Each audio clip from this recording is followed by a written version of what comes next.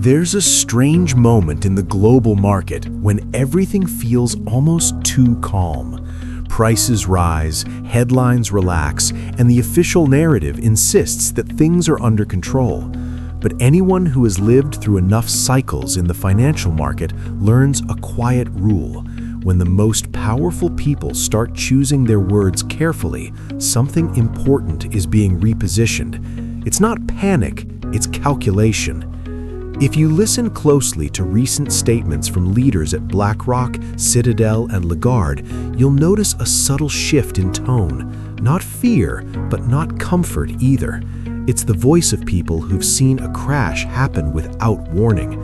They're no longer debating just numbers. They're questioning how the system behaves under pressure, especially with 38 trillion US debt, the acceleration of AI, and growing market risks that haven't fully shown up in prices yet.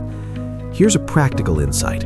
When someone responsible for trillions avoids definitive statements and leans on phrases like, "it depends," or "we don't know yet," that's not uncertainty, that's discipline. And discipline usually shows up before the market reacts. Let's slow this down, because this is where most people lose the thread and where the financial market quietly reveals itself. Start with BlackRock. When Larry Fink talks, he's not speaking as an investor trying to beat the market. He's speaking as someone responsible for the architecture of the system itself. BlackRock doesn't care if one stock goes up or down tomorrow. They care about whether the pipes still work when everyone turns the faucet on at the same time. And lately, their language suggests concern not about collapse, but about fragility. Here's an analogy that makes it clear. Imagine a massive suspension bridge. It can hold thousands of cars, but only if traffic flows as expected. The danger isn't one truck, it's synchronized stress. BlackRock is essentially saying the global market still stands, but the margin for error is thinner. Small policy mistakes, bad timing, or sudden loss of confidence can now cause outsized reactions. That's not fear, that's math. Now shift to Citadel, where the view is sharper and faster. Citadel lives inside milliseconds, liquidity flows, and reaction chains. From that perspective, modern market risks don't come from fundamentals alone, they come from speed. Today, information doesn't spread, it detonates. A headline about interest rates, Trump, tariffs, or regulation can trigger algorithmic decisions before humans even finish reading. Think about it this way. Markets used to be like a crowded highway. Accidents happened, but drivers had time to brake. Today, it's more like air traffic control. Everything is moving fast, tightly coordinated, and one misread signal can cascade. The risk isn't volatility by itself, it's compressed decision-making, where everyone is forced to react at once. That's how a modern crash forms, not with panic screams, but with quiet, synchronized exits. Then comes Lagarde, and this is where the conversation turns deceptively calm. When she talks about 38 trillion US debt, she's not issuing a warning siren. She's doing something more unsettling, reframing the question. Instead of asking how much debt is too much, she asks, what is the debt actually doing? That's a far more uncomfortable question for markets. Here's a simple real-life comparison. Two people both carry debt. One borrows to learn a skill that increases income, the other borrows just to keep the lights on. On paper, the debt looks the same. In reality, the outcomes couldn't be more different. Lagarde's concern isn't the number, it's whether the system can still justify confidence in the long run. Markets don't collapse when debt is high, they crack when belief in its purpose erodes. Now layer AI on top of all this, and the picture becomes even more complex. AI is often sold as a productivity miracle, a solution that will outrun debt, demographics, and stagnation. And maybe it will, but there's a less comfortable truth.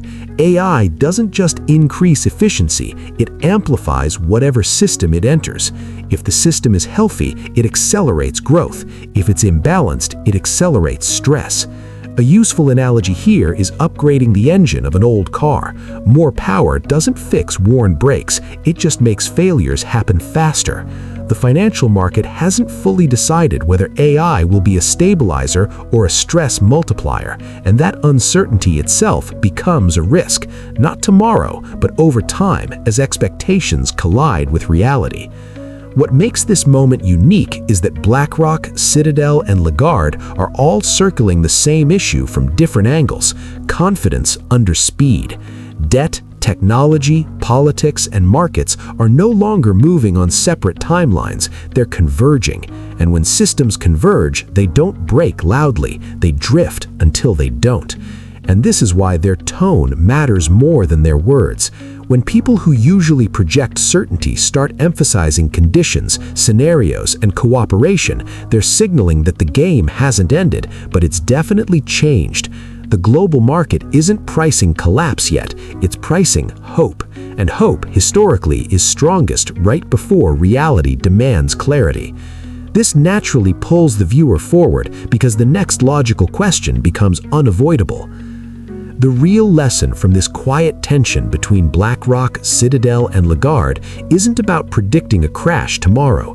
It's about recognizing a shift from euphoria to selective caution. Big risks rarely announce themselves loudly. Serious risk usually whispers. For anyone watching from the outside, this translates into something very practical. Stop obsessing over headlines and start paying attention to changes in tone. When global decision makers replace certainty with conditionals, the global market is recalibrating expectations. That doesn't mean an immediate collapse, but it does mean the rules are changing. And that leads to the unavoidable question, the one that connects directly to the next video. If this is the backdrop, rising debt, AI accelerating everything, politics playing a larger role, and markets moving faster than ever before, then the real question isn't when does it crash? The better question is what risk hasn't been priced in yet? In the next video, we'll go exactly there, the invisible risk the financial market is still ignoring and why it tends to show up right when everyone feels safest.